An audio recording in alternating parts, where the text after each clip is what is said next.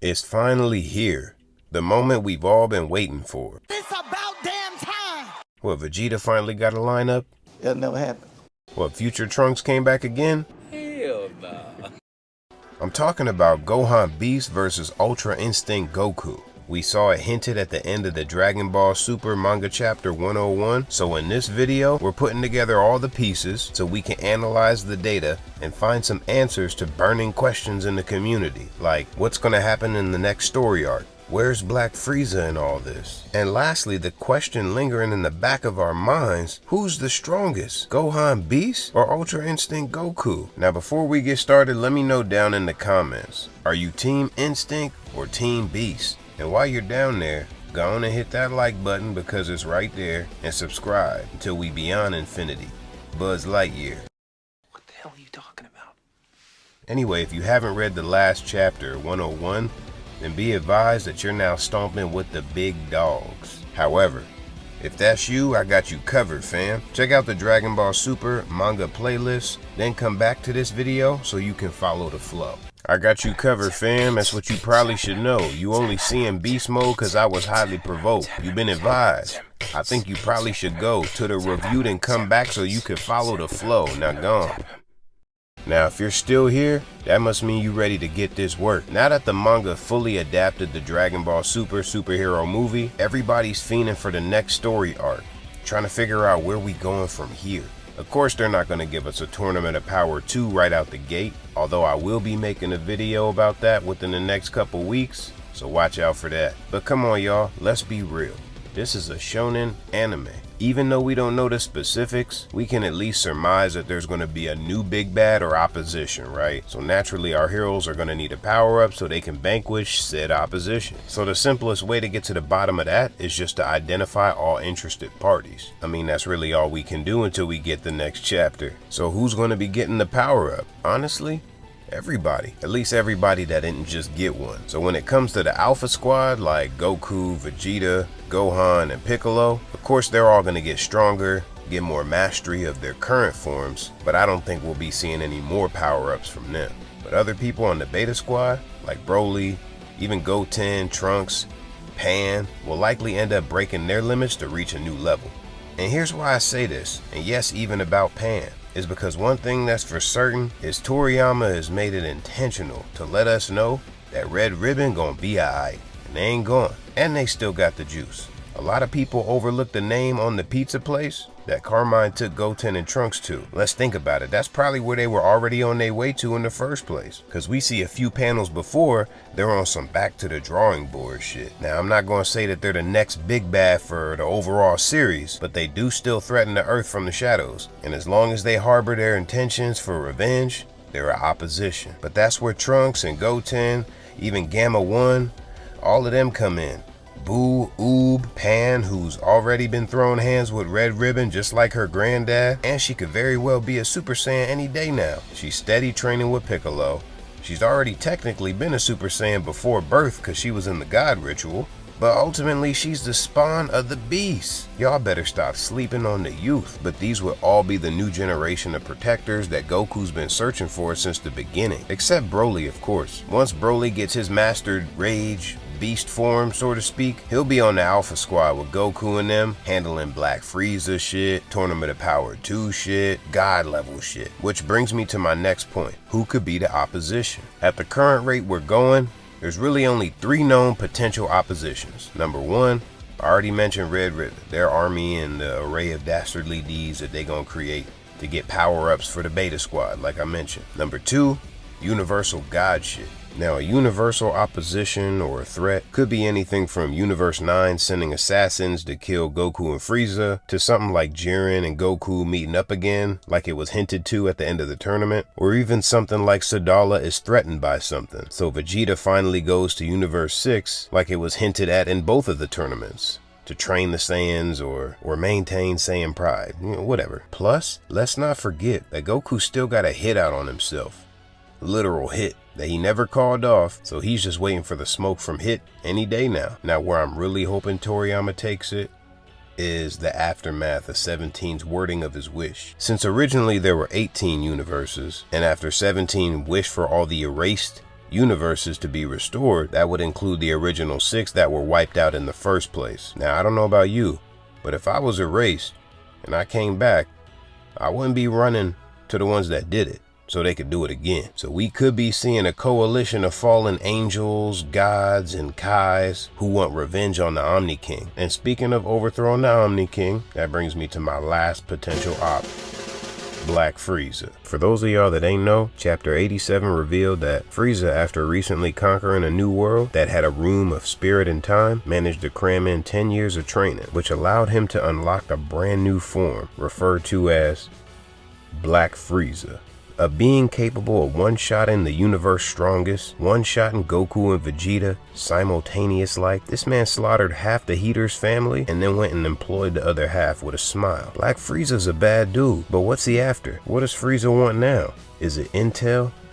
Nah, Frieza said himself there ain't nothing in this universe that he's not privy to. This man say that like he had Zuno on payroll since he'd been back alive. Zuno is apparently the one that knows all things in Universe 7. Side note on Zuno, he be on some freaky shit. I mean, the fact that he don't even accept currency, just kisses, freaky shit. And from what they show us, it just be kisses, but hey, I know there been a few curious Georges that done walked up in Zuno's talking about, I'm trying to know everything. You think they won't take George to the back room and collect their payment? Nah, but Frieza already told us during the tournament, and I quote, every head shall bow to Lord Frieza, you know what I'm saying? You know what I mean? All the gods, no exceptions. Alright, that might have been a loose translation, but you feel me by now. He wants total control over the multiverse. So how could Frieza possibly obtain that? I mean, to fling yourself to the pinnacle of a god hierarchy that you're just now really learning the depths of? Sounds next to impossible, right? I don't know, man. I wouldn't put it past him, though. I'm saying this dude is technically a genius, and he's a mutant alien at that. Look at how when he came back from hell right before the tournament, he was matching Goku's power after doing only mental training. Plus, Frieza would make a perfect god of destruction. I mean, he does more of Beerus' job than Beerus does. He's got a superiority complex like Beerus. He can destroy a planet effortlessly without having any remorse. But instead, he just relishes in the moment and enjoys it for what it truly is.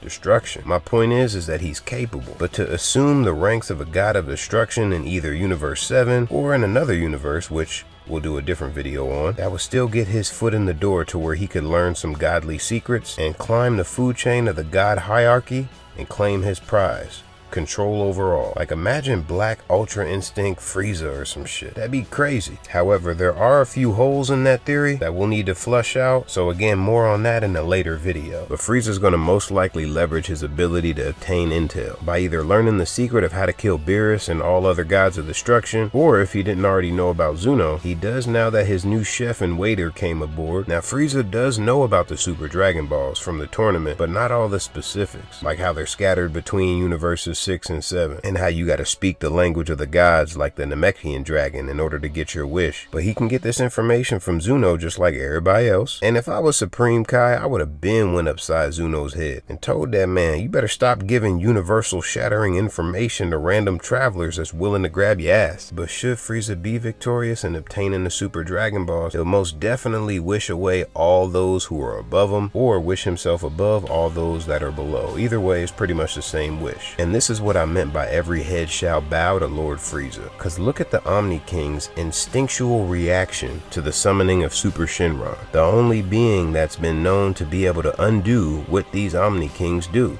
And they're bowing to him, paying homage. Bro, with the Super Dragon Balls, Frieza could get the job done. And that's exactly how I think he most likely do it. If Zamasu, a Kai, could get as far as he did in future Trunks' timeline, then Frieza could damn sure go the distance at this point. Black Frieza and Merged Zamasus are both blue fusion level threats. Now, if you recall, one consistent theme that you see in Dragon Ball is that the next big bad, the villain, is always going to be bigger and badder than the last villain. So that way our heroes can progress and the story can go further. We just saw this at the end of the Granola arc. So now that Black Frieza was the last villain to be introduced, well, the last villain introduced that's still alive, who in the cosmos could possibly be able to compete with Black Frieza single-handedly? I would say, just like the Oracle Fish suggested, the newly appointed strongest in the universe, Gohan Beast. Now, Gohan, for some reason, hasn't been threatened by Frieza, his potential, or anything everything that he's capable of since the tournament where Gohan told him off and told him he'd kill him himself if it came down to it. And he said this with a kind of certainty and confidence that I would never expect him to have towards somebody that literally tore him limb from limb and left this man in the worst condition. So let's get into what we know about the bull. Now, since Gohan was a child, we've always seen little glimpses of his hidden potential shown to us in moments like him being the main contributing factor to defeating Raditz, or him throwing hands with a fully grown Frieza as an adolescent. He was the first Saiyan to achieve Super Saiyan 2 and then go on to reach his own brand new level. Mystic Gohan, Gohan Unleashed, his ultimate form, whatever you want to call it, but he went and surpassed everybody again, all while not training a day, just using pure rage and letting pervy men lay hands on him. There's always going to be some freaky shit on your rise to power, hear them tell it, but now he's far surpassed his previous power with his new beast form, which is said to eclipse the power of Super Saiyan Blue. My point is, Gohan is a straight up menace, and I don't know anybody who could think they possibly messing with him. Wait a minute, y'all really thought I was going to leave out the GOAT? The true OG, triple OG, Super Saiyan 3, the man, the myth, and the legend, sporting his new form. I could only be talking about Ultra Instinct Goku. Now, of course, Goku been the man. Most of us been idolizing this dude since we was youngin', Gohan included. We respected this man because he taught us valuable lessons. That hard work and determination can help you conquer any odds. We watched this man pave the way for some of the most iconic transformations in anime history, from the classic Super Saiyan transformation on Namek to unveiling Ultra Instinct in the Tournament of Power, the whole time keeping us on the edge of our seats as we watch his fro taste the rainbow. Now, even though my man might not have much of an IQ, he still got his masters in soul lifting where it counts. And nah, we ain't talking about spirit bombs. Homie been known to wet up the ops on a few occasions. The point is, the man is a straight problem, and that ain't gonna change no time soon. Name one person besides Black Frieza, Gas, Granola, Whis, and Beerus that can hang with my mans. Anyway, this is gonna be a battle unlike any other battle, any other sparring session that Goku and Gohan have had. Prior to this, we've only seen them doing training together. Even the little back and forth they had before the Tournament of Power, Gohan was way out of his league and he knew it. Goku ain't even see him as a threat, and that's why he only went full power, because Gohan begged him to. Now, do I think this battle between these two titans is really even going to happen? Initially, I didn't, because when you're just getting into a new arc, you don't typically see any long anticipated main character versus the new strongest type of battle until a little ways in. However, ever since we stepped into God territory, I feel like anything is possible. And what I mean by that is, it could just be that what's soon to come could be so next level that it just makes Gohan Beast versus UI Goku look like an opening act. I mean, I'd be shocked, but it's possible. We just gotta wait until the next chapter to be able to see further into the horizon. But the universe has been built out to the point to where now we're expecting universal calamities now. That's why I mentioned an alpha and a beta squad of heroes, because this is going to get way bigger than just Earth and just Universe 7. It already has. Now, there's a couple reasons why I think this fight is most likely going to happen. First off, the big reveal at the end of chapter 101, look at who showed up at the first whiff of Gohan's ki. Well, if it isn't the battle junkie himself. And y'all be trying to act like my man ain't a present parent. It's like, now we know he's only there because he's ready to scrap. After watching from the sidelines, the two other battle junkies go at it without him. Don't let this goofy face fool you. This man can only think about running Gohan's fade. The fact that Gohan went straight to beast mode at the sight of some regular ass humans was another red flag to me. I get that it's Red Ribbon, but still, if it was his rage that possessed him to go all out right there in that moment, I just don't think it makes sense how his rage crater in his front yard is so much smaller than it was before he got his power up. I just feel like they needed a reason for Gohan to transform, because they just wanted to show us two things. One, that he can still tap into the beast form at will, and two, and most importantly, they wanted to bring Goku to the planet so we can finally find out what this beast form can really do. Think about it. How much of the beast form did we really see in the movie? We saw him do a kick, we saw him do a special beam cannon, and that's about it. Same in the manga. So let this be the beast expose that we've been waiting for. Let's see what it can really do. Now, as far as who I think's gonna win, let's just look at the facts. So one thing we know for sure is that with raw power, you can surpass God techniques. We've seen this from Vegeta, Jiren, Granola, Moro, Black Frieza, just to name a few. But obviously Gohan's main issue is going to be keeping up with Ultra Instinct's speed so that he's able to actually make contact. Just because he could tap into the beast form at will doesn't mean that he actually trained in it. And we can assume not, because after Whis healed Goku and Vegeta, they would have sensed him if he was training or using his form after the fight with Cell Max. Whis' nod that Frieza wasn't the one who the Oracle Fish was talking about being the new strongest, unless they gonna reveal adult Gotenks or somebody else in the near future, we can only surmise that it's Gohan. And if Gohan chronologically is the new strongest in the universe, by no means does that guarantee him a win. So ultimately my prediction in the battle is that Gohan may display a great deal of power, potentially the likes of what we've never seen in the series. However, Gohan's lack of experience in comparison to Goku, and what I'm assuming is going to be his inability to hit Goku, will definitely be what brings Gohan to L. I feel like this will be a nice switch up of the narrative that we've seen go for so long in Dragon Ball. That is, you gotta be the strongest to be victorious. Plus, let's not forget Goku just got his ass whooped by Vegeta. So I highly doubt that they're gonna keep passing out L's to the main character. I'm just being real. But what do y'all think? Tell me in the comments below, and while you're down there, please, for your boy, like the video, subscribe to the page, and hit that notification bell. Look, man, I know I'm not the only one that's glad we got the movie out the way now. I'm over here looking at Toriyama now like, let's get cooking. Let's go.